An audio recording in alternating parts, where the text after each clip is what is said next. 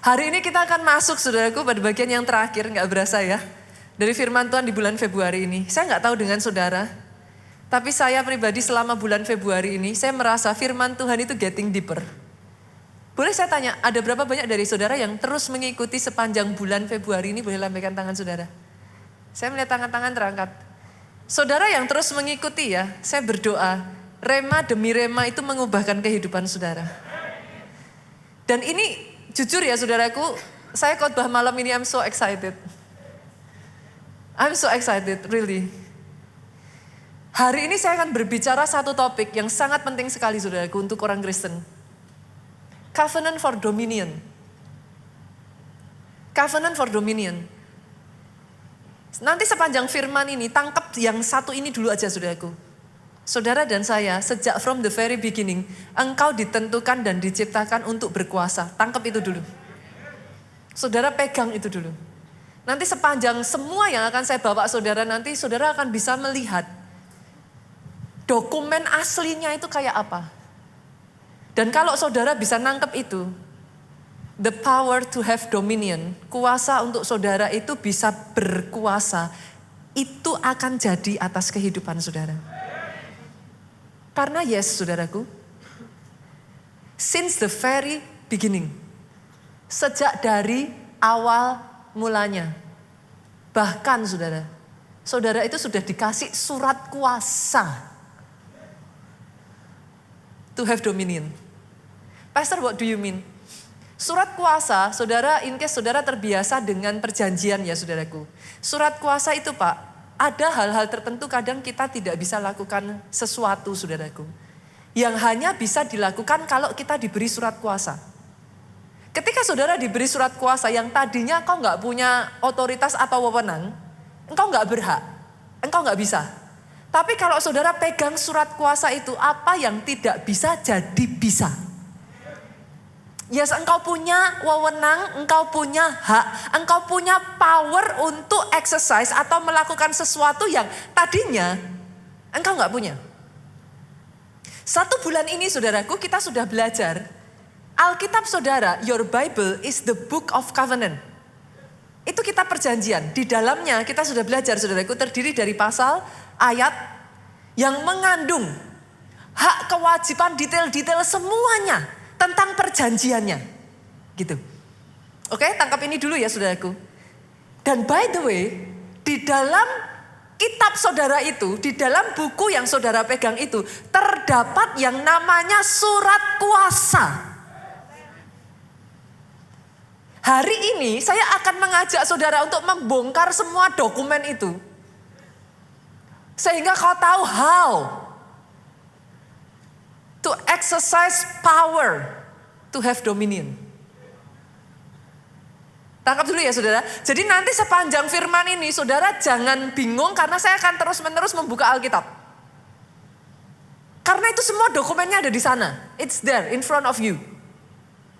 Sayangnya banyak yang gak ngerti sehingga akhirnya engkau yang seharusnya diciptakan berkuasa. Tapi yang terjadi justru sebaliknya. Saya akan mulai dulu dari Kejadian 1 ayat 28 saudara. Saya akan coba selesaikan karena ini waktu saya terbatas tapi this is the last service so I think it's gonna be okay saudaraku. Oke? Jadi Kejadian 1 ayatnya yang ke-28 kenapa saya katakan since the very beginning, kurang awal apa gitu saudaraku. Kejadian loh ini. Kitab pertama dalam Alkitab pasal 1. Jadi sudah sejak awal mulanya memang didesain begitu. Kita lihat ya, Allah memberkati mereka setelah Tuhan menciptakan manusia. Dengar ini saudaraku. In the beginning, setelah dia menciptakan saudara-saudara, dia tidak mengutuk kita. Ingat itu dulu. Dia lepaskan berkat. Artinya apa saudaraku? Lihat kiri kanan, katakan engkau orang yang diberkati. Pengertian ini simple. But I will change your life. Sejak dari awal, saudara diciptakan, saudara itu sudah diberkati. Setelah engkau diberkati, bersamaan dengan berkat itu, lihat ini, berfirmanlah Allah kepada mereka. Tuhan kasih perintah, Tuhan kasih perjanjian sama manusia, saudara. Dia ngomong apa? beranak cuculah. Jadi diperintahkan memang saudaraku, beranak cuculah dan bertambah banyak. Penuhilah bumi dan taklukkanlah itu. Itu perintah yang pertama. Yang kedua, dia kasih perintah lagi, dia lanjutkan. Bukan cuman beranak cucu, bertambah banyak, penuhilah bumi. Dia perintahkan apa? 2-3 dengan suara keras. Berkuasalah. Based on this document, saya akan mengatakan kepada saudara, yes, engkau diciptakan untuk berkuasa. Sadari itu dulu. Kenapa saya kepengen saudara menyadari ini dulu dan tangkap ini dulu? Karena kalau enggak hati-hati saudaraku, saudara itu sebenarnya destiny saudara. Itu memang panggilan saudara. Itu kodrat, ketentuan Tuhan atas saudara. Tapi karena saudara tidak menyadari itu, engkau yang harusnya berkuasa, engkau dikuasai. Engkau dikuasai masalah. Loh, harusnya saudara berkuasa atas masalah saudara. Engkau dikuasai dosa. Saudara nggak bisa menang atas diri saudara sendiri. Engkau dikuasai hawa nafsu. Loh, harusnya kau berkuasa. Engkau tidak ditentukan untuk dikuasai. Engkau harusnya berkuasa. Tapi karena tidak menyadari ini, engkau membiarkan dirimu dikuasai. Dikuasai ketakutan, dikuasai kekhawatiran. Harusnya saudara itu memerintah. Tapi saudara diperintah. Diperintah apa, Pastor? Diperintah oleh situasi, kondisi, keadaan di sekelilingmu. It was not meant to be like that. Ayat yang kita baca tadi, saudaraku, dengan kata lain, ayat itu ingin mengatakan, saudara di tempat ini, engkau diberi perintah, yang di dalam perintah itu, saudaraku, ada otoritas di dalamnya untuk exercising perintah tersebut. Di backing dengan power.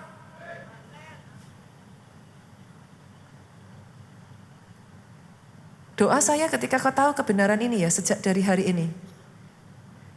Tidak lagi dikuasai masalah. Put an end to it. Enough. Jangan terus ada dalam keadaan tidak berdaya. Banyak orang Kristen hidup ya terus menerus diatur oleh masalahnya, terus menerus diatur, terus menerus jatuh bangun. Oh, hidup tapi seolah-olah kayak gak punya power, powerless. Itu sebabnya hari ini saya harus mengatakan kepada saudara, you gotta know, saudara harus tahu siapa jati diri saudara. Sadari, diri saudara itu sebenarnya siapa? Karena kadang saya melihat ya saudara, you look down, saudara itu melihat terlalu rendah terhadap dirimu sendiri. What you are capable of gitu. Saya ajak ya, tadi dokumen pertama kita sudah buka ya saudaraku. Semua yang saya katakan kepada saudara, ini adalah dokumen-dokumen covenant for dominion. Ini semua dokumen perjanjian untuk saudara have power. Saya akan ajak lagi saudara masuk mengakses dokumen berikutnya. Kita lihat Yohanes pasalnya yang pertama ayatnya yang ke-12. Ini dokumen penting ini saudara. Jangan sampai tercacar dan jangan sampai hilang dokumen yang satu ini. Tetapi semua orang yang menerimanya. Boleh saya tanya dulu sampai di sini? Tetapi semua orang yang menerimanya. Berapa banyak dari saudara di tempat ini yang menerima Yesus sebagai Tuhan dan Juru Selamat atas hidup saudara? Lambai-lambaikan tangan saudara, kita beri tepuk tangan yang paling meriah buat Yesus Tuhan kita. Barang siapa yang menerima Yesus sebagai Tuhan dan Juru Selamat, which is you. Saudara di tempat ini, dengar ini. Diberi kuasa. Ini surat kuasa yang penting sekali saudaraku. Saudara harus tahu itu. Diberi kuasa supaya menjadi anak-anak Allah. Surat kuasa ini menyatakan apa saudaraku? Saudara ahli waris kerajaan Allah. Enggak main-main loh saudara. In case you forget. Saudara anak raja.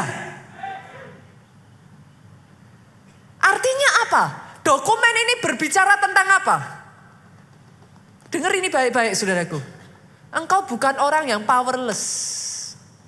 Jangan pernah lagi ngomong, orang kayak saya mah, pastor bisa apa atuh gitu.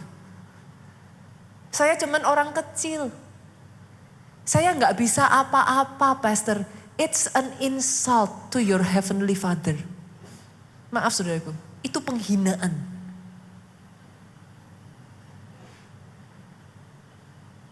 Akhirnya banyak anak Tuhan yang harusnya bisa didestiny, punya kodrat dibawa besar. Jadi nggak bisa, kenapa? Saudara terus berkata pada diri saudara, aku mah apa? Aku bisa apa? Aku cuman orang kecil, aku orang yang selalu gagal. No! Engkau anak-anak Allah. Engkau pewaris kerajaan surga saudaraku. Siapa yang mengatakan ini? Coba saya tanya kepada saudara. Diberinya kuasa, siapa yang kasih kuasa?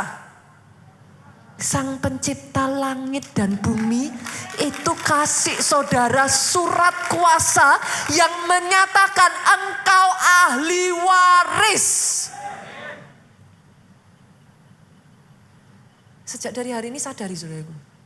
Ketika kau menghadapi masalah, gak usah jauh-jauh lah. Saya berbicara tentang backup surga. Saudara di tempat ini berapa banyak yang punya anak? Boleh lambaikan tangan? Oke, turunkan tangan saudara. Kalau anak saudara diganggu, maju gak papa mamanya? Saudara ini anak raja loh. Yang membackup saudara itu kekuatan dari kerajaan yang menyatakan saudara sebagai anak. Kalau saudara diganggu, saudara tidak sendiri. Tahukah saudara kenapa seharusnya masalah itu bukan jadi masalah buat anak-anak Tuhan? Karena memang sejak dari awal, masalah tidak didesain menghancurkan anak-anak kerajaan Allah. Sejak dari awal, masalah didesain itu jadi mainan saudara dumbbell ini loh. Kenapa? Because you have power over your problem. Engkau bisa memerintah atas masalah saudara. Your problem is no longer a problem anymore. It was meant to be like that at least in the beginning. Bukan saja saudara, ini akan jadi lebih menarik ya saudara. Saudara bukan hanya anak-anak kerajaan Allah, lihat. Kita buka lagi ya, 1 Petrus 2 ayatnya yang ke-9. Tetapi kamulah bangsa yang terpilih. In case saudara tidak menyadari, saudara ini chosen generation. Saudara ini generasi pilihan. Chosen generation. Royal priesthood. Imamat yang rajani. Imamat itu apa saudara? Imamat itu imam. Imam itu apa? Pelayan Tuhan. Tapi bukan sembarang imam. Saudara, imamat rajani. Rajani itu apa? Raja. Raja punya kuasa Pak untuk memerintah. Raja punya otoritas untuk memerintah. Dan apa yang diperintahkannya harus dikerjakan. Saudara ini bukan imam yang kalah saudaraku. Saudara bukan imam yang tunduk terhadap masalah. Saudara bukan imam yang mengikuti kehendak daging saudara. Kalah dengan hawa nafsu saudara. No, engkau imamat rajani. Masalahnya saudara, saya harus mengatakan ini kepada saudara. This is a hard truth, saya tahu. Iblis itu gak pernah takut sama orang Kristen yang ke gereja. Sorry saudara. Pastor kok bisa? Kan kita ke gereja. Ya buat apa gunanya saudara ke gereja nanti pulang nangis-nangis lagi itu saudara. Kalah lagi. Terus kenapa kalau saudara ke gereja pulang jatuh lagi kok?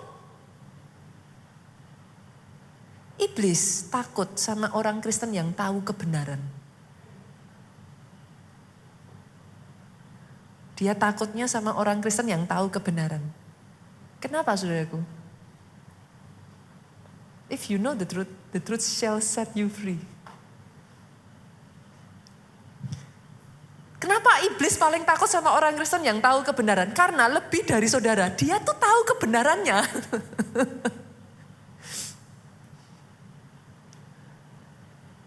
It's okay saudara mau ke gereja. Selama saudara gak pernah baca Alkitab, gak apa-apa buat iblis. Kenapa? Senggol kiri kanan. Mudah ditipu Pak.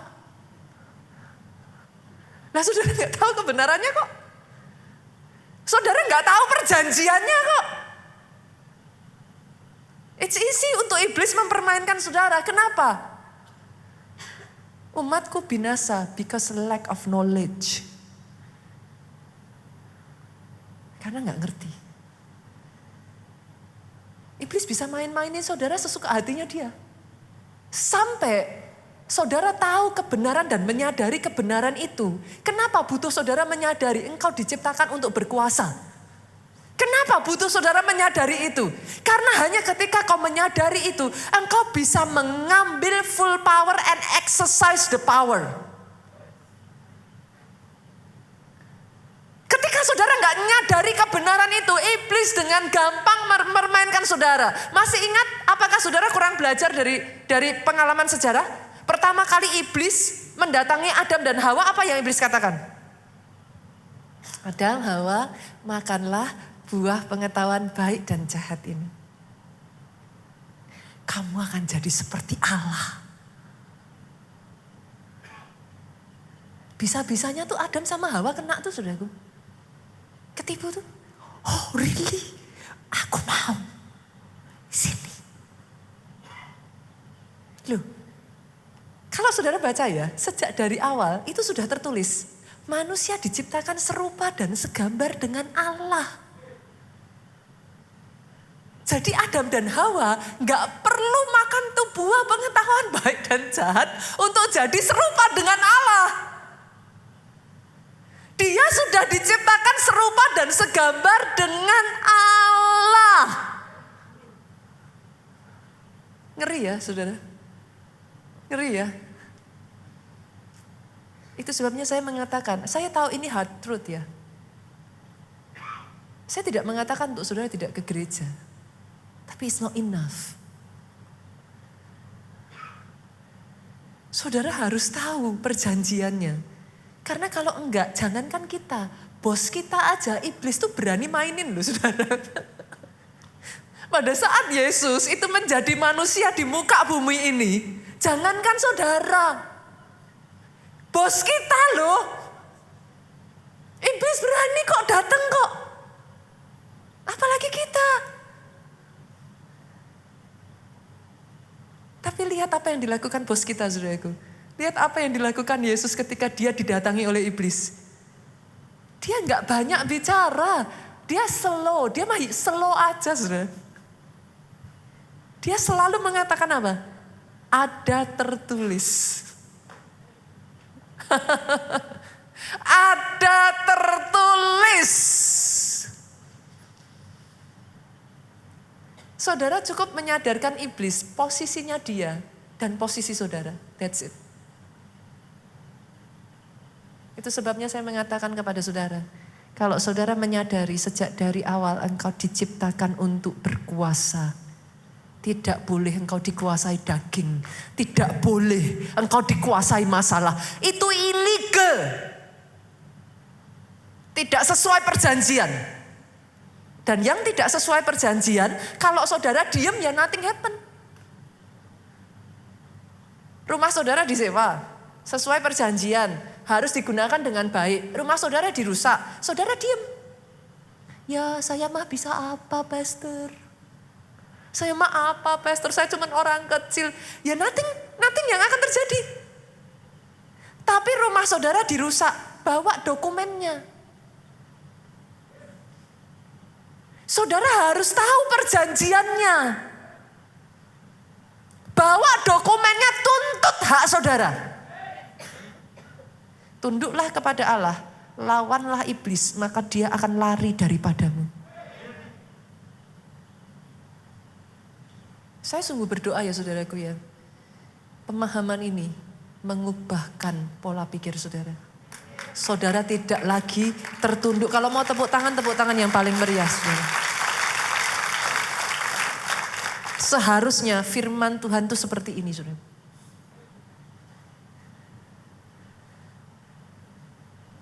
Karena kalau enggak, terlalu lama anak-anak Tuhan itu didomestikasi, saudara.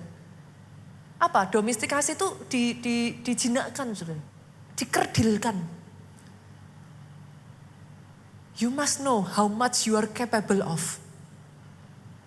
Tahukah saudara kenapa ketika satu orang percaya, orang Kristen, kenapa ketika satu orang menerima Yesus sebagai Tuhan dan Juru Selamat, surga bersorak, seisi surga bersorak-sorai. Tahukah saudara kenapa?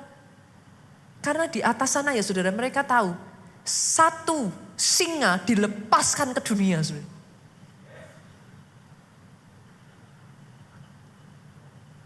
Nanti saya akan bukakan kepada saudara. Saudara harus tahu kuasa apa yang terkandung yang Tuhan berikan atas hidup saudara. Don't look down upon yourself.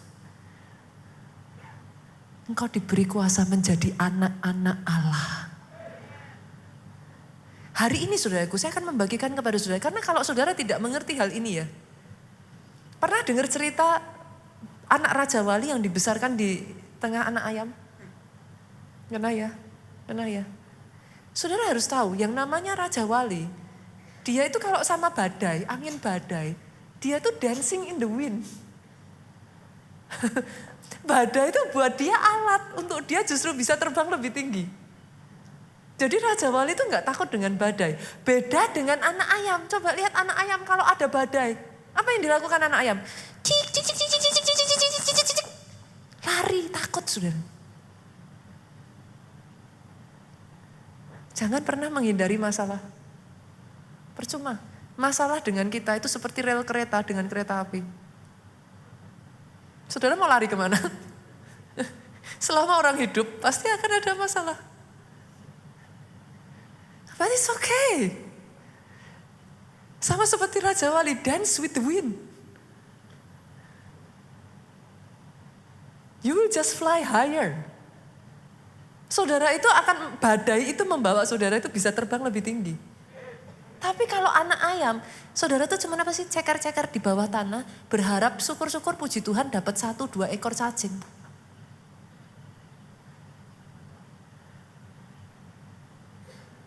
But that is not you.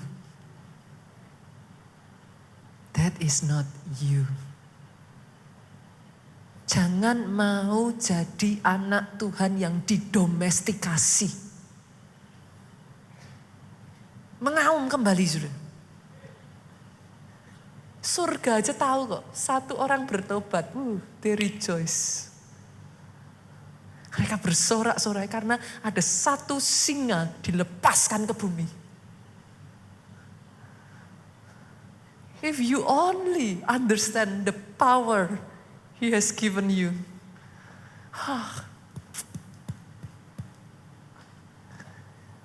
Saudara terlalu meremehkan, merendahkan diri sendiri, saudara. Iblis tahu itu. Itu sebabnya buat dia nggak masalah engkau ke gereja. Jadi masalah kalau kau mulai menggali kebenaran firman.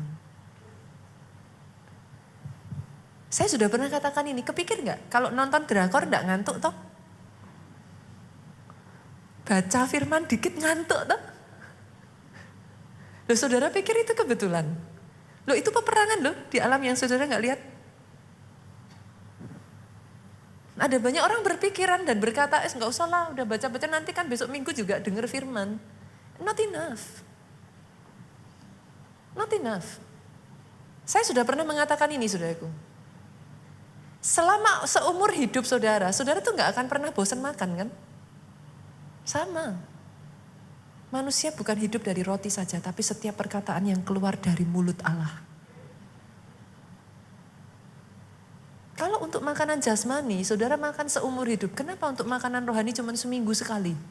Dan saudara masih bertanya kepada saya, kenapa saya kok lemah ya Pastor? Itu bukan pertanyaan, saudaraku. Lah nggak makan kok. Saudara tanya sama saya, kenapa ya Pastor? Saya kok nggak kuat ya ngadepin ini, kenapa ya Pastor? Ya simple, saudara makan cuma seminggu sekali. Itu aja kalau benar-benar makan saudara. Ada yang makannya masuk sini keluar sini kan. Nggak jadi masuk gitu saudaraku. Nggak jadi daging. Dan saudara masih bertanya kepada saya, kenapa ya pastor? Kok saya nggak bisa ya? Kok saya kalah ya? Ya kalah lah. Kurang makannya. Nggak ada tenaga. Nggak ada power. Hari ini saya akan membawa saudara. Kita akan belajar 6 poin saudaraku. Bagaimana saudara exercise power, kuasa, dan otoritas ilahi. Itu ada dalam kehidupan saudara. Yang pertama saudara, kita lihat ya. Ini syarat mutlak yang harus ada. Ini syarat dasar. Gak bisa saudara lewatkan. Lahir baru dalam Kristus. Tapi saya harus tekankan ini ya saudaraku. Bedakan antara lahir baru dalam Kristus dengan KTP-nya Kristen. Beda loh. Bedakan lahir baru dalam Kristus dengan pergi ke gereja. Beda. Orang yang sadar power yang kau dapatkan di balik kelahiran baru, saudara tidak akan menganggap sepele ketika engkau menerima Yesus sebagai Tuhan dan Juru Selamat. Kalau engkau sadar, apa yang terkandung, janji apa yang terkandung di dalamnya, kita buka. Efesus pasalnya yang pertama, kita lihat ayatnya yang ke-18 sampai 21, saudaraku. Saya bacakan ya.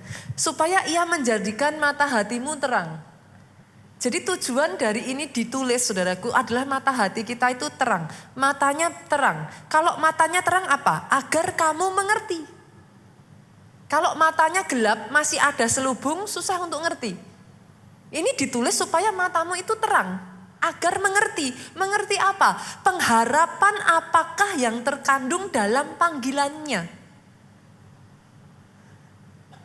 Saya akan ambil kata panggilannya dulu. Artinya saudara yang sudah terima Yesus sebagai Tuhan dan Juru Selamat.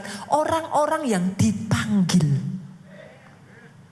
Loh, saudara itu orang-orang yang dipanggil. Orang-orang pilihan. Buat saudara yang dipanggil, tahukah saudara pengharapan apa yang terkandung dalam panggilan saudara itu? Ketika kau lahir baru, kau terima pengharapan apa? Engkau terima janji apa? Kita lihat. Ayat yang masih sama 18 saudaraku. Betapa kayanya kemuliaan bagian yang ditentukan bagi orang-orang kudus. Ada beda saudara. Sebab saudara perhatikan bahasa yang dipakai itu betapa kayanya. Bukan bahasanya itu bukan kaya gitu. Bedanya gini saudara. Pernah ketemu enggak orang kaya dan konglomerat? Beda ya, beda. Orang kaya rumahnya bagus. Konglomerat kalau saudara masuk, saudara akan bilang betapa besarnya. Make sense ya saudaraku? Itu bukan hanya sekedar bagus. Tapi sampai di titik yang saudara, wow. Tuhan itu berbicara di sini ya, ketika kau lahir baru ya saudaraku. There is a certain glory.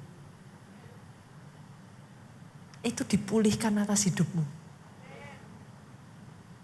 Nangkapnya gimana pastor? Bisa ngertinya sederhananya gini saudara. Pernah ngelihat gak orang yang hidupnya gagal, kalah. Saudara bisa ngerasain gak auranya itu beda saudara. Orang yang terus menerus hidupnya gagal, kalah ya. Saudara deket tuh, dia tuh sering kali gini nih. Diajak ngomongan atau apa tuh gak berani untuk ini. Saudara bisa kok, saudara bisa ngerasain itu kok. Sama saudara ketemu orang yang sedang diangkat Tuhan naik. Kalau ngomongan, bisa ngerasain gak saudara? That is the glory. Aura yang seperti itu ya, kemuliaan yang seperti itu bagian saudara.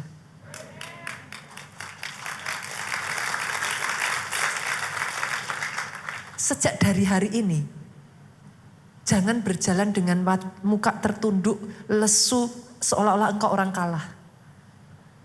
Sadari, the moment you receive Jesus as Savior and Lord, sebagai Tuhan dan Juru Selamat saudaraku, engkau tuh mengakses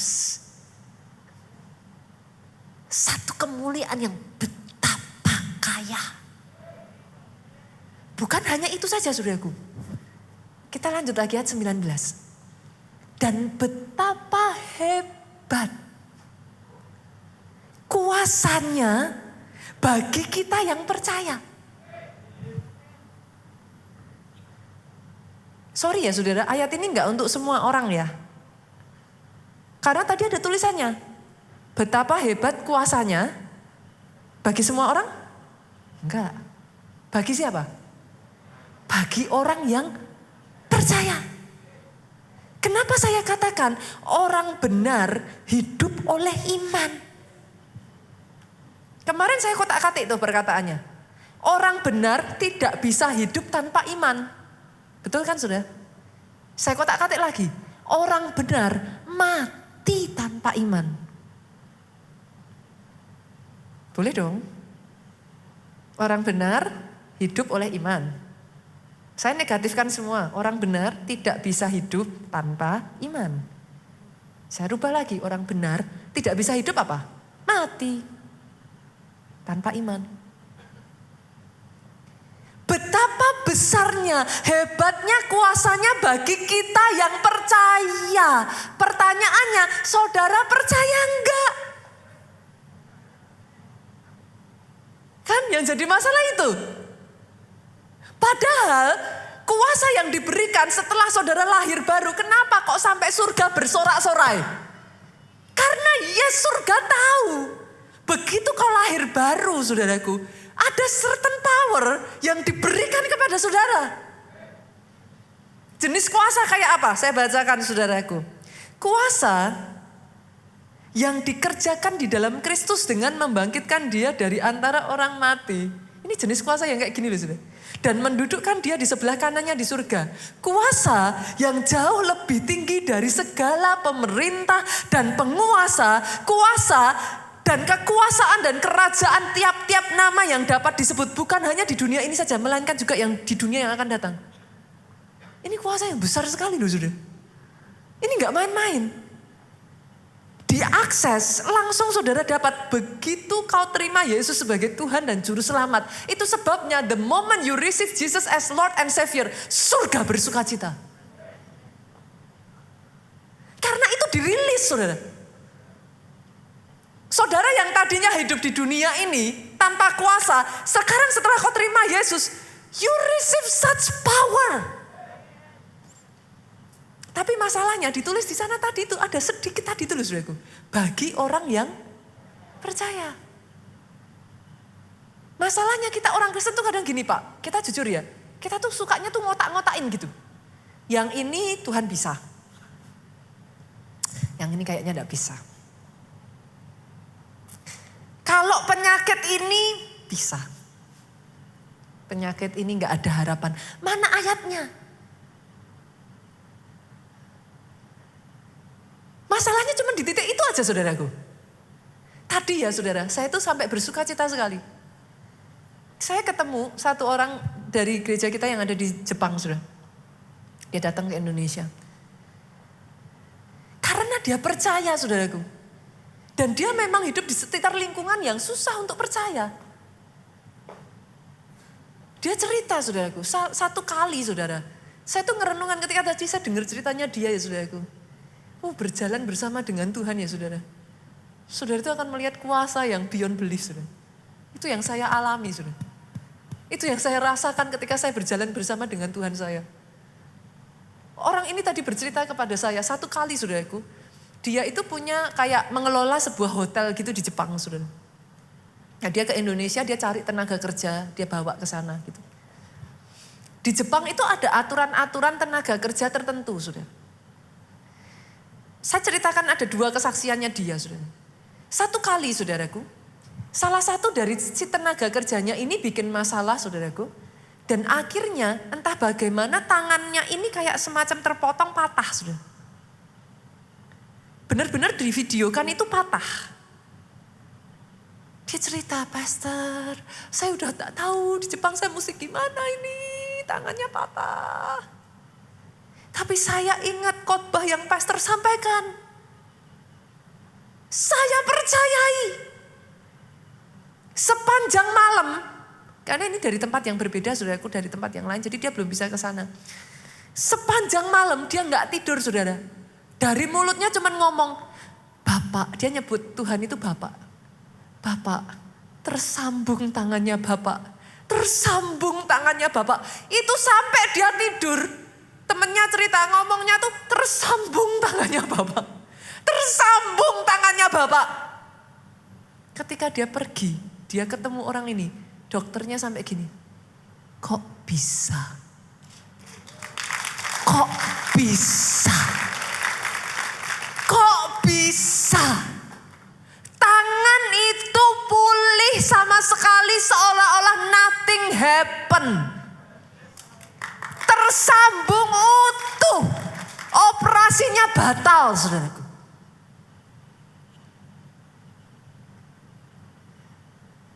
Bagi orang yang percaya.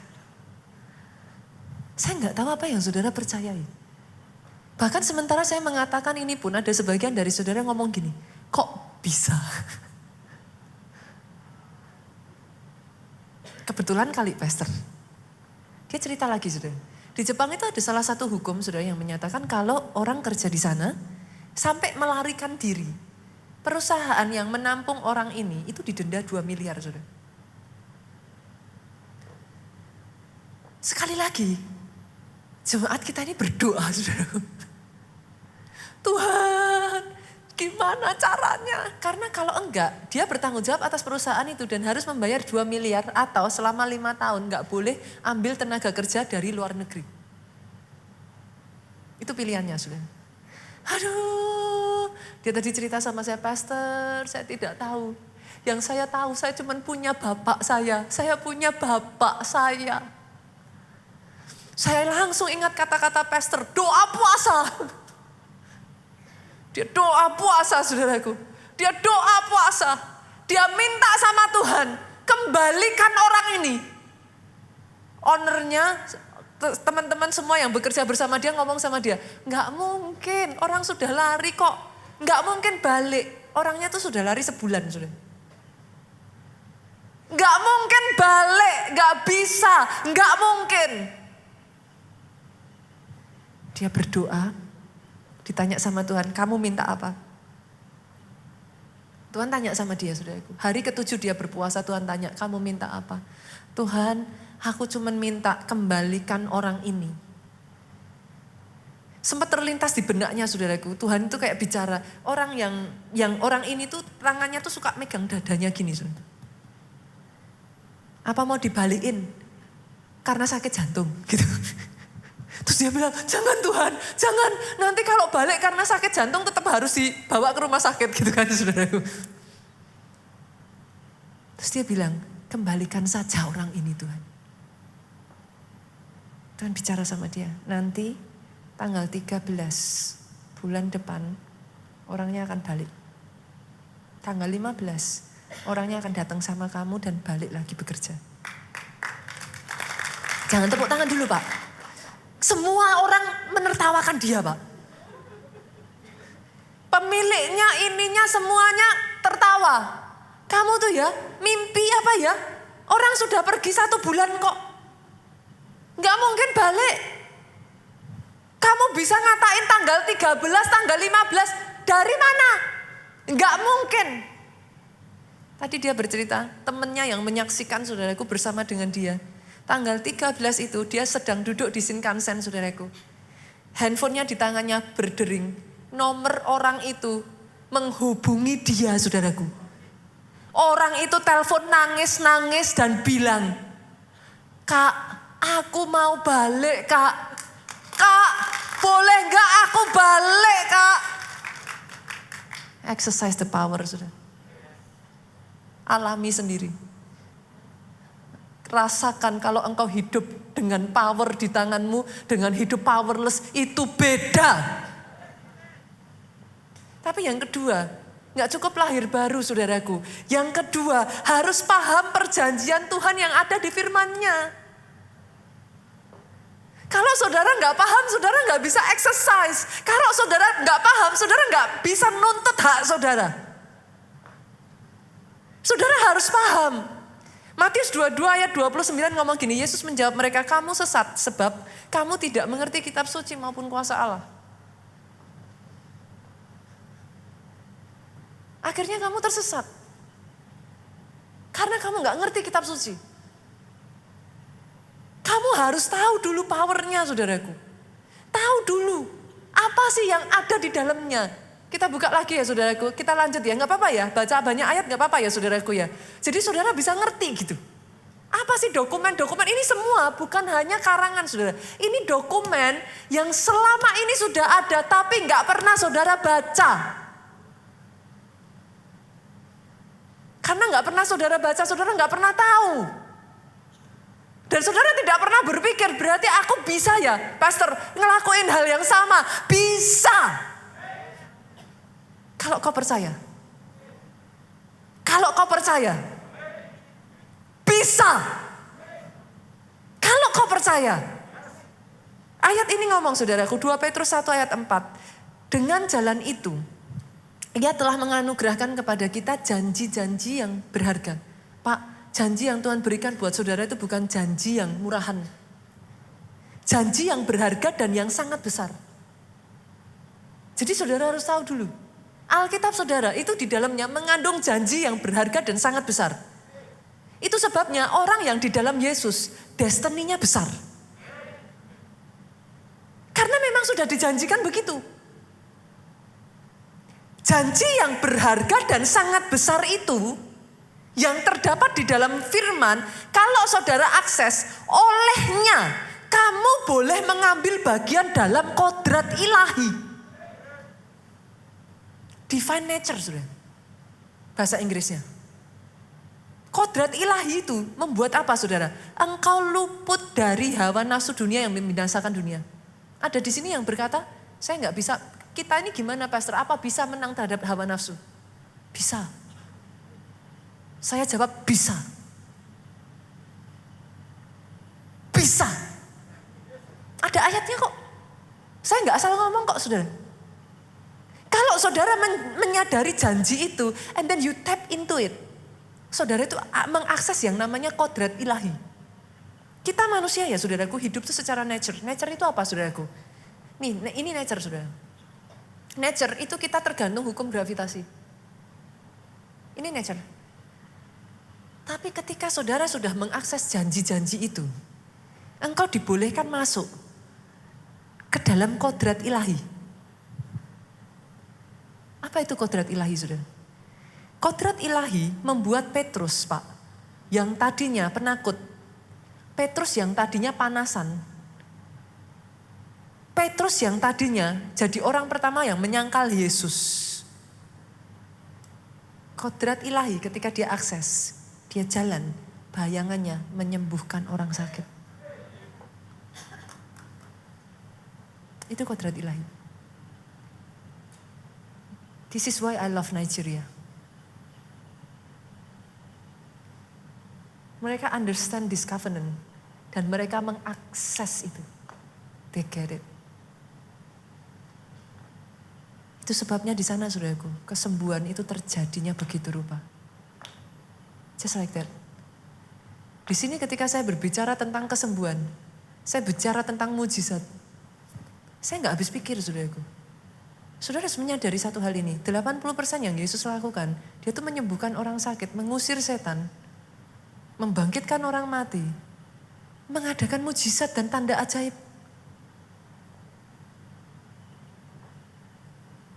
Bagaimana mungkin saya membungkam mulut saya untuk tidak menceritakan mujizat?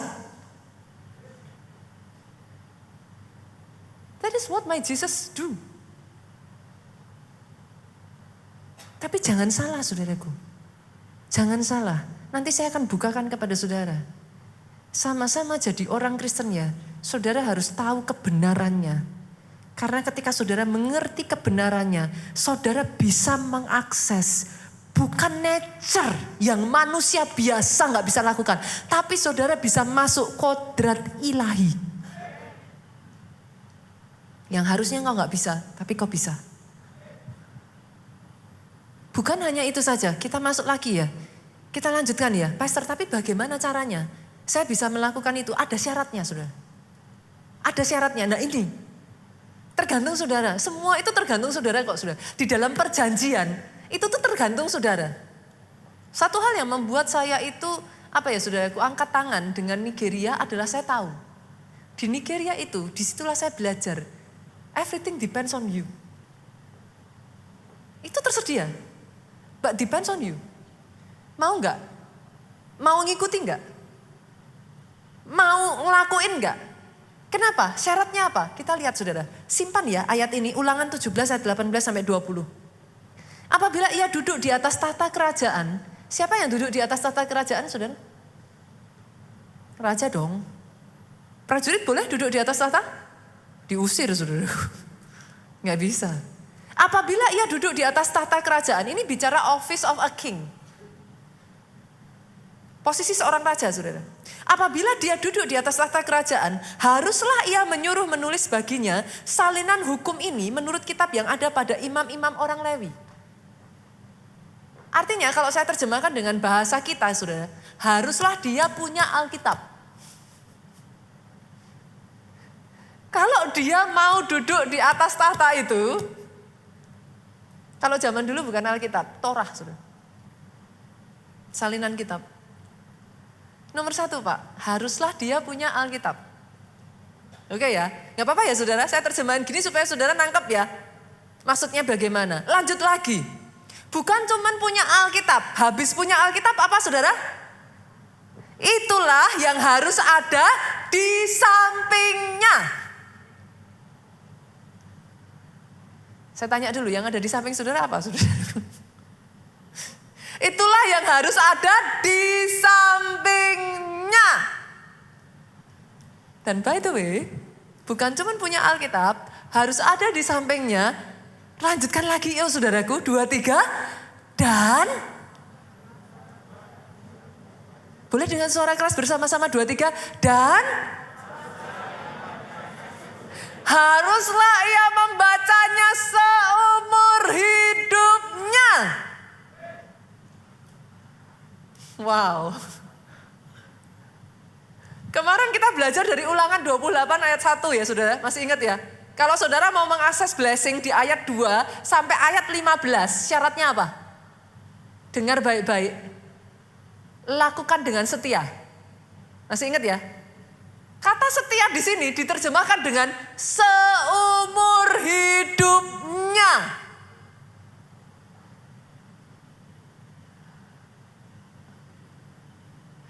Ini tiba-tiba kayak tadi saudaraku, sunyi senyap sudah. Pastor maksudnya gimana? Yes, sama seperti seumur hidupmu engkau akan makan sampai nanti terakhir engkau menghembuskan nafasmu. Engkau kan gak bilang, Pastor kok aku disuruh makan selama setahun ya? Mbak aku makannya cuma sehari aja Pastor. Ada yang bilang gitu? Tapi kenapa saudara kalau disuruh baca Alkitab, Pastor kok baca Alkitab terus? Sampai kapan? Lucu ya? Lucu gak saudaraku? Sama seperti tubuhmu butuh makan, rohmu butuh makan. Jiwamu butuh makan, itu sebenarnya kalau ke sekolah, engkau belajar. Itu ngasih makan apa? Jiwa. Kau kasih makan tubuh, kau kasih makan jiwa. Lah rohnya? Kalau gak dikasih makan apa yang terjadi?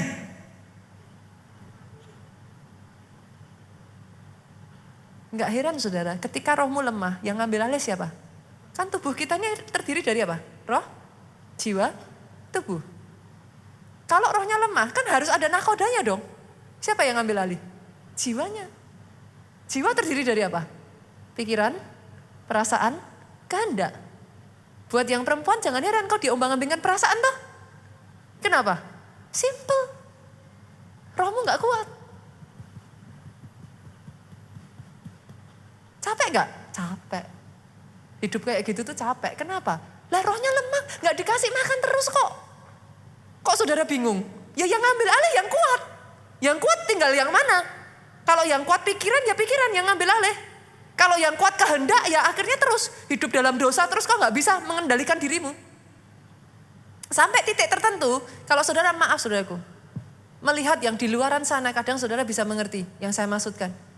Jiwanya juga sudah lemah, yang ngambil alih apa? tubuh. Ugly itu sudah.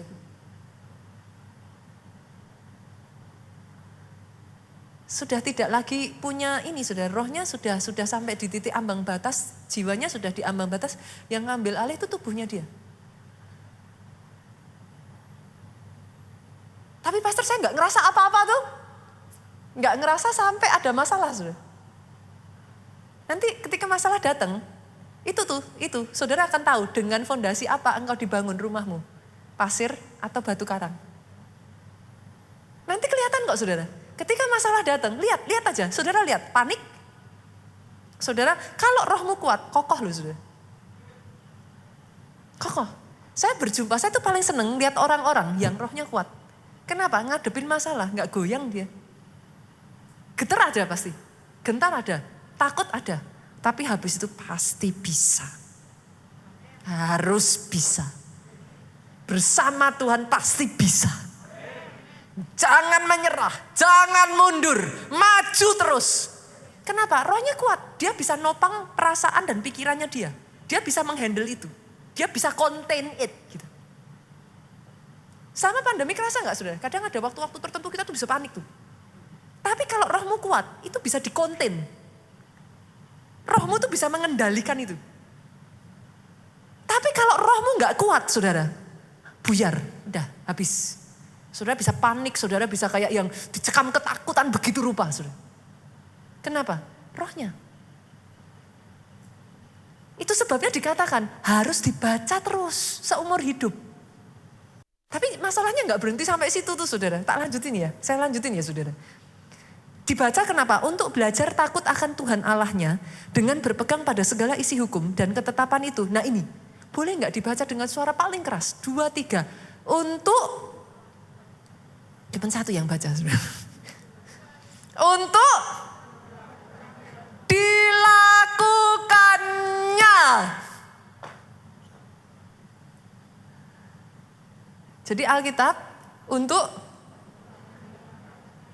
dilakukan. Coba senggol kiri kanan. Alkitabmu dipakai tidur atau dilakukan?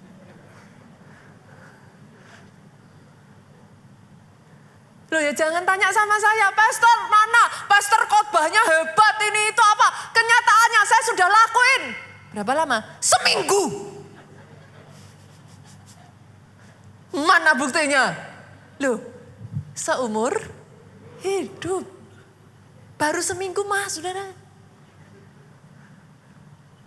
Saudara, ibu, saudara di sini yang punya suami.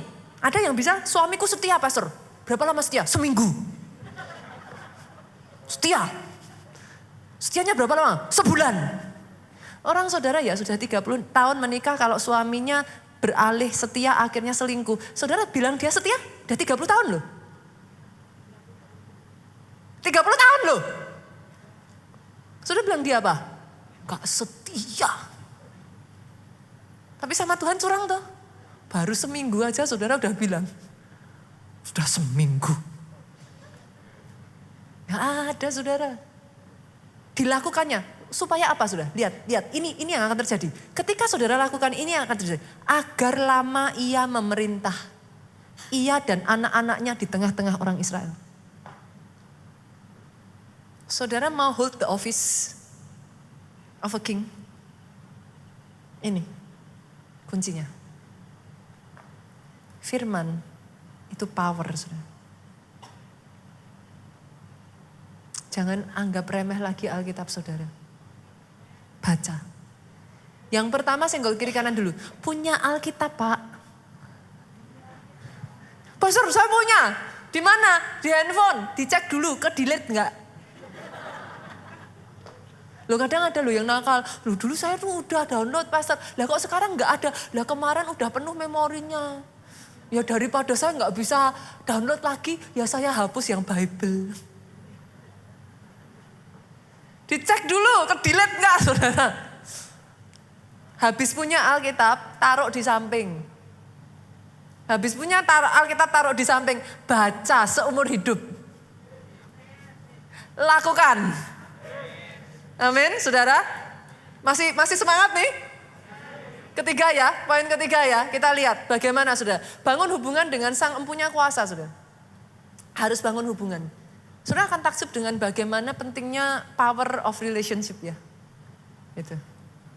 You can access something yang kalau saudara punya relationship apa yang gak bisa jadi bisa. Itu powernya dari relationship. Tahukah saudara kenapa Adam dan Hawa bisa ditipu iblis?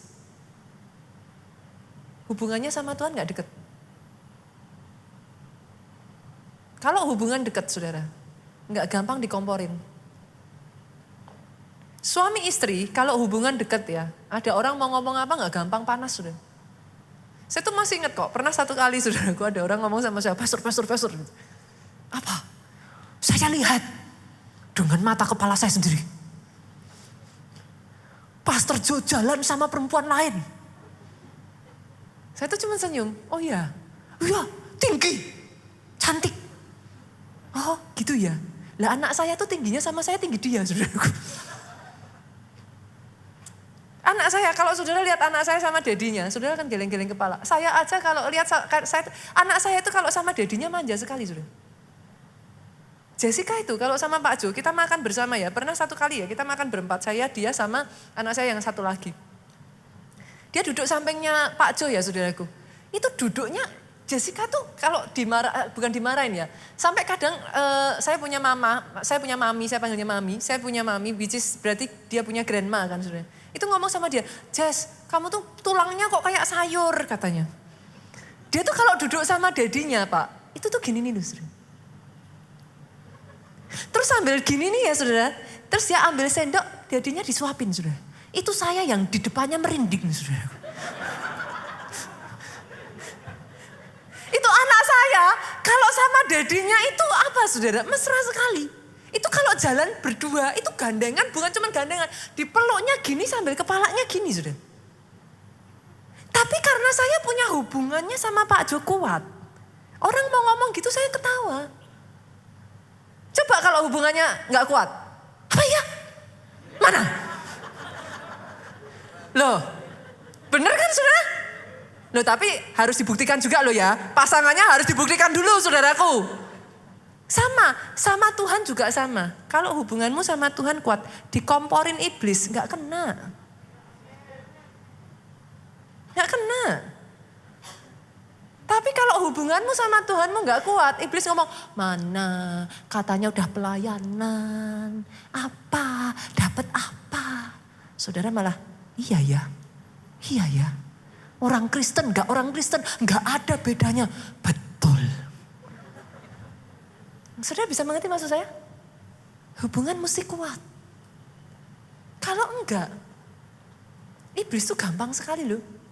Jadi orang ketiga. Nah, boleh ya? Bapak Ibu boleh ya? Periksa dulu. Coba kita lihat, Filipi 3 ayatnya yang ke-10 yuk kita baca. Filipi 3 ayatnya yang ke-10. Yang ku kehendaki, nah ini coba dicek ya. Yang saudara kehendaki apa? Coba dicek. Yang ku kehendaki ialah mengenal dia dan kuasa kebangkitannya. Ini Paulus ngomong. Yang aku pengen adalah mengenal dia dan kuasa kebangkitannya. Saya tanya nih sama saudara. Saudara datang ke sini, saudara pengen apa? Aku pengen sembuh pastor, enggak salah. Aku pengen diberkati pastor, enggak salah. Aku pengen dapat mujizat pastor, enggak salah. Tapi Paulus ngomong, yang ku kehendaki ialah mengenal dia dan kuasa kebangkitannya. Lanjut saudara. Ini saya tahu buat orang Kristen kepengen di-delete ini saudaraku, ayat ini. Dan persekutuan dalam penderitaannya. Ada amin? Keluarga Allah luar biasa saudara. Ada amin loh. Sering kali kalau saya bacakan ini orang Kristen mundur loh. Yang ku kehendaki adalah mengenal kuasa penderitaannya. Ngeri ya saudara. Tahukah saudara, enggak semua penderitaan tuh enggak baik loh. Sebaliknya enggak semua berkat itu baik. Sorry ya saudara. Rasul Paulus ngomong yang ku kehendaki ialah mengenal dia dan persekutuan dalam penderitaannya. Ini lebih lagi nih saudara, lebih seru lagi nih saudara. Sudah rasanya pengen delete yang ini saudara. di mana aku menjadi serupa dengan dia dalam kematiannya. Habis saudaraku. Menjadi serupa dengan dia dalam kematiannya. Maksudnya gimana? Orang mati gak bisa tersinggung. Pernah dengar orang mati tersinggung?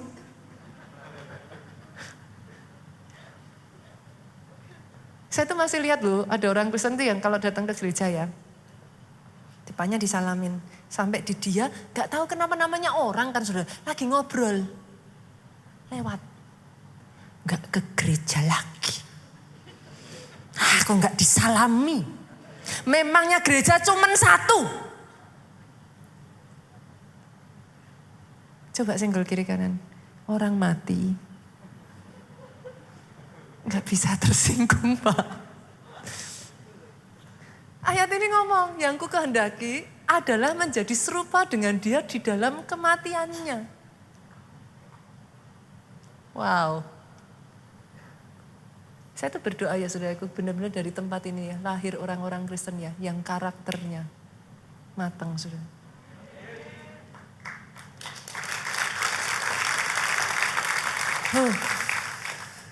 Kalau saudara temukan itu, saya yakin ya, saudara ke gereja, saudara bisa bilang, di sini semua malaikat.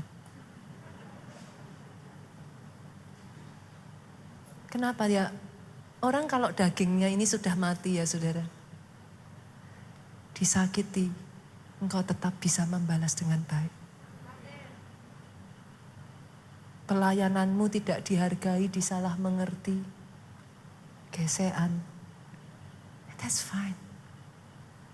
Orang mati tidak bisa tersinggung.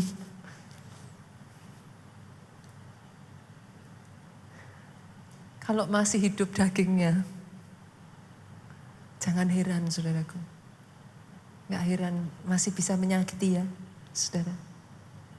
Pertanyaan saya simpel kok. Apa yang saudara kehendaki ketika kau datang ke sini? Apa yang kau kehendaki?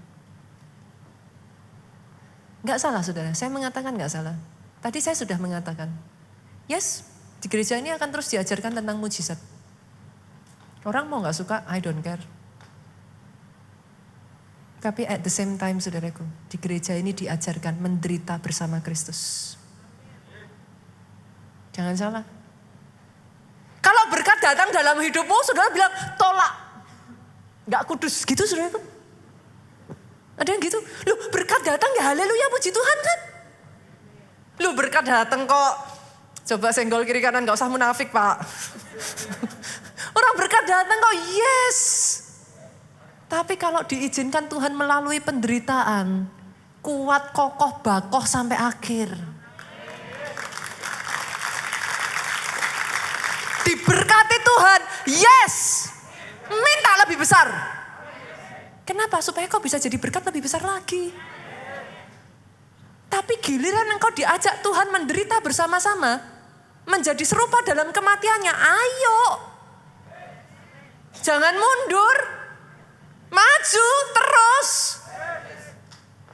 Itu pemahaman yang seimbang, balance. Jadi orang Kristen yang seperti itu saudaraku. Jangan swing kanan, swing kiri. Ininya ini, tapi ininya sayang saudaraku. Dua-duanya ambil saudara.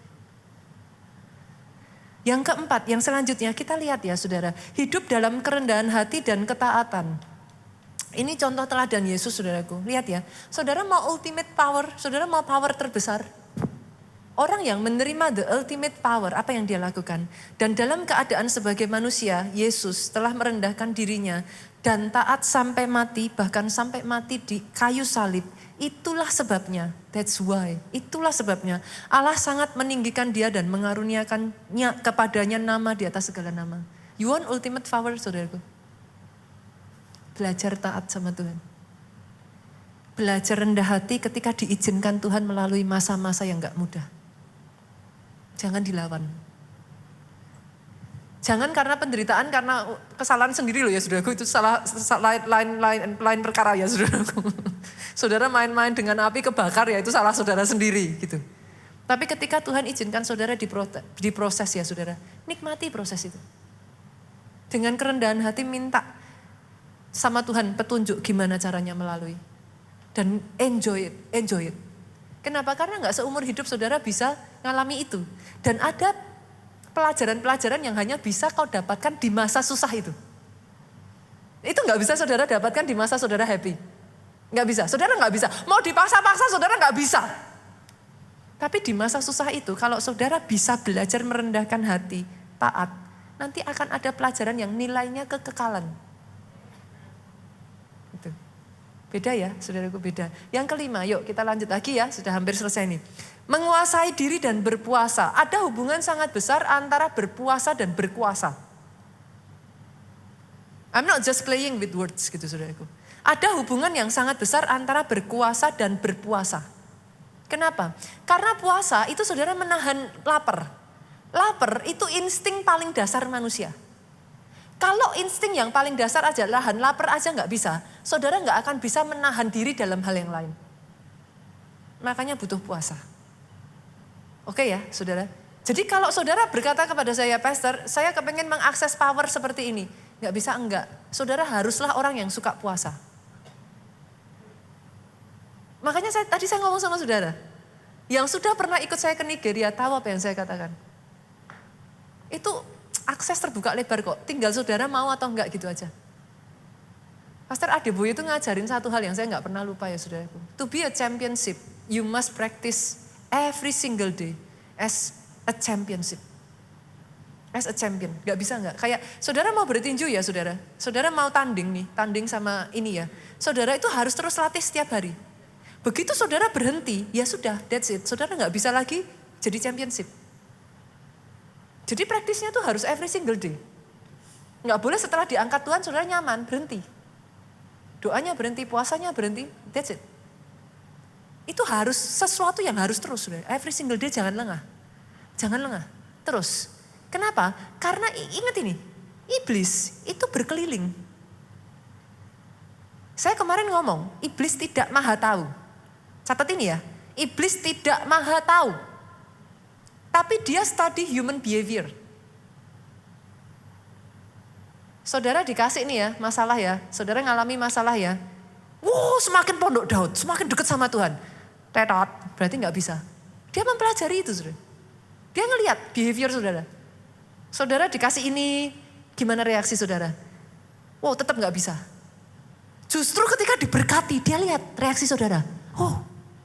Sekarang udah gak ibadah. Dia lihat, sekarang gak pelayanan. Catat. Itu iblis saudara. Dan nanti di titik terlemah saudara, dia strike saudara. Habis. Saudara mengerti yang saya katakan ini saudara? Berapa banyak dari saudara yang hari ini belajar sesuatu? Aminnya boleh yang paling keras. Oke. Pemain musik boleh maju ke depan, saya tutup dengan ini. Yang terakhir saudara. Miliki kehausan dan kelaparan akan Roh Kudus. Matius 5 ayatnya yang ke-6 berkata seperti ini saudaraku. Berbahagialah. Blessed are those. Bahasa Inggrisnya itu bukan berbahagia. Diberkatilah. Orang yang lapar dan haus akan kebenaran. Karena dia akan dipuaskan. Berapa banyak dari saudara yang mau saudaraku? Mau ya? Boleh ya? Capek enggak sih? Baca Alkitab memang enggak menyenangkan di awal saudara. Sama, ada orang di sini yang sudah lama enggak olahraga terus olahraga sakit semua. Pernah ngalami itu. Kan sama. Baca Alkitab tuh juga kayak gitu kok saudara. Udah lama enggak olahraga, saudara olahraga juga enggak enak. Tapi setelah saudara olahraga sekian lama, ketagihan. Enggak olahraga tuh ada yang rasanya enggak hilang gitu. Baca Alkitab, doa, sama. Waktu pertama kali mau ngelakuin, rasanya nggak enak, sakit semua badan itu. Gitu. Rasanya tuh kayak seluruh, saudara, sel-sel tubuh saudara memberontak gitu saudara. Kalau bisa tuh rasanya, aku nggak mau doa, blek tidur saudara. Itu memang begitu saudaraku, itu seperti apa ya, saudara nggak bisa cheating yourself gitu. Saudara tuh nggak bisa menipu diri saudara. Otak saudara itu memerintahkan. Makanya gak heran ketika baca Alkitab ngantuk kan. Itu tuh seperti seluruh sel tubuh saudara sampai ke otak saudara itu kayak lapar. Enggak mau. Akhirnya otak saudara ngomong, ya sudah tidur gitu sudah. Tapi ketika saudara lakukan itu terus, it becomes an addiction saudara. Nanti sama kayak olahraga gitu. Kayak kalau saudara nggak olahraga ada yang kayak kurang gitu. Coba dulu saudara. Biasakan itu lakukan 21 hari. Tanpa bolong ya, jangan ada 1 hari pun yang saudara nggak baca. 21 hari, saudara biasakan. Itu apa? Making habit. Manusia itu makhluk kebiasaan, habit. Gitu. Bikin itu sebagai habit. Kenapa? Saudara makan 3 kali sehari. Siapa yang ngajarin saudara? Manusia zaman dulu nggak makan 3 kali sehari. Mereka hidup dari berburu.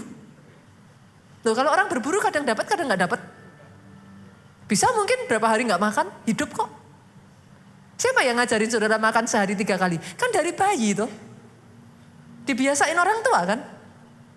Sih? Coba kalau dari bayi nggak dibiasain mandi, nggak mandi? Dari bayi dibiasain mandi aja setelah kuliah nggak mandi kok saudaraku. Saudara anggap ya saya maksud kan? Make it a habit. Kalahkan saudara. Kenapa? Nanti saudara akan membutuhkan itu di masa-masa sukar. Bukan hanya di masa sukar, saudara akan membutuhkan itu untuk berkuasa. Grow in power. Loh benar saudaraku, coba aja. Sudah terjadi kok di Nigeria. Kenapa? Gereja ini sekarang heading into that direction. Karena saya sudah melihat. Saya sudah melihat visinya, saya sudah melihat itu jadinya seperti apa. Kenapa? Saya tidak mau mengalihkan pandangan saya lagi, saya go straight there. Karena saya sudah melihat. They used to be like Indonesia saudaraku. Tapi sekarang mereka sudah 30-70 loh. Amazing kan? Berbalik loh. 70% big amount. Kenapa? Karena mereka orang-orang yang menyadari. Tanya nih Pak Jeffrey waktu ke sana tuh. Orang yang dampingi kita ya saudara. Di masa-masa di waktu-waktu yang mereka senggang. Mereka gak ngelakuin apa-apa. Duduk di kursi makan ya sambil baca Alkitab kok. Beneran itu. Every single day mereka lakukan itu. Dari situ kau berkuasa Bu. Ngadepin masalah gak goyah Bu. Mantep. Rumah tangga kokoh. Saudara akses saja. Jangan nanti gini ya saudara. Karena firman Tuhan di gereja kita ini kan tiap bulan. Nanti besok bulan depan udah ganti tema loh saudara. Jangan nanti ganti tema. Jangan perjanjian selesai. Enggak. Lakukan terus. Dan nanti saya pesan dulu loh ya. Jangan pilih-pilih. Ayo. Kemarin firmannya apa? Lakukan seluruh. Jangan tadi kaitan dengan penderitaan. Skip, delete. Nggak usah di print. Nanti kalau saudara seperti itu ya, saudara nanti nggak whole, nggak utuh gitu. Saudara dapatnya cuma secemong, ya akhirnya dapatnya ya segitu doang. Tapi saya berdoa ya, if you know the truth, kalau kau tahu kebenaran, kebenaran akan memerdekakan engkau. Indeed, engkau ditentukan untuk berkuasa. Bangkit berdiri yuk. Datang di hadapan Tuhan, saudaraku. Oh. Katakan saudaraku. Berhembuslah, oh Roh Kudus. Yesus Tuhan. Pulihkan setiap hati. Satu demi satu Tuhan. Yang terbuka lagi. Satu demi satu. Yes. Kuasa-Mu atas kami Tuhan. Kuasa-Mu atas kami. Berhembuslah penuhi hati. Saudara, mau gak saudara hidup terus saudara diizinkan Tuhan ngalami hal-hal yang extraordinary? Mau? Ada satu cerita, Pak Jo pernah cerita gak ya? Kayaknya pernah cerita ya. Jangan hidup dengan natural saja saudara, boring, nggak seru. Pastor Yonggi Jo pernah punya jemaat saudaraku, jemaatnya ini kecurian, pernah diceritain Pak Jo? Belum? Jemaatnya ini kecurian saudaraku, Dan pencurinya tuh ngambil sejumlah besar uang. Datanglah dia sama pendetanya.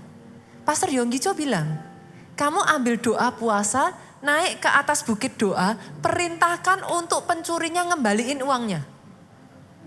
Saya tahu di benak saudara akan ada sebagian dari saudara ngomong gini, enggak mungkin pastor. Mana mungkin, jadilah kepadamu sesuai. Dia lakukan apa yang dikatakan Pastor Yonggi, dia naik ke atas bukit doa, dia puasa Pak. Setiap hari dia perintahkan, ini loh saudara, exercise. Bagaimana cara power itu di exercise. Saudara kalau sama orang yang di bawah saudara, saudara mau memerintah, apa cara saudara memerintahnya gini? Dilakuin enggak saudara? Gimana cara saudara merintah? Pakai ini. Bi, tolong ambilin. Diambilin kok nanti saudara. Tapi kalau saudara enggak pernah pakai perkataan ini, sudah ada, sudah dikasih, tapi enggak dipakai. Ya nggak bisa. Mau sampai kapan saudara sama bibinya? Ya nggak bisa. Saudara harus gunakan kuasa perkataan. Orang ini naik ke atas bukit doa, dia berpuasa, dia perintahkan, kembalikan uang saya, kembalikan uang saya. Tanpa disadari saudaraku, hari itu dia naik bukit doa, istrinya diketuk rumahnya. Ternyata yang mencuri tadi malingnya saudara. Mau balikin uang. Istrinya bingung loh, kok ngembaliin uang? Dia cerita, ini uang ada penunggunya katanya. Setiap kali uang yang lain kalau dia nyuri ya sudah dipakai. Kalau uang yang ini mau dipegang, itu kayak ada roh maut mau nerekam dia katanya. Dia takut, gak diambil. Itu terjadi berulang kali. Sampai akhirnya dia berpikir percuma nih uang. Dia kembalikan uang itu saudaraku. Saudara sudah pernah dengar cerita-cerita kisah yang saya lakukan, terjadi dalam hidup saya sehari-hari saya. Boleh nggak sih itu bukan dari kata orang tapi kau alami? Berjalan dengan Tuhan itu seindah itu loh. Jangan dari kata orang, alami saudaraku dalam kehidupan saudara. Berapa banyak dari saudara yang mau? Angkat kedua tangan saudara. Diberkatilah saudara oleh Tuhan. Diberkati keluargamu oleh Tuhan. Keluar masukmu, baik engkau duduk, engkau berdiri, engkau tidur, you are blessed. Di tangan kananmu saudaraku umur panjang, sehat sesehat-sehatnya, masa depanmu kilang gemilang, engkau tidak pernah kering dengan kesaksian akan betapa baiknya Tuhan itu. Pulang saudara dengan membawa sukacita, damai sejahtera Allah Bapa, cinta kasih Yesus Kristus, persekutuan dengan rohnya yang kudus yaitu Roh Kudus sekarang sampai selama-lamanya. Engkau yang diurapi katakan dengan suara yang paling keras, amin.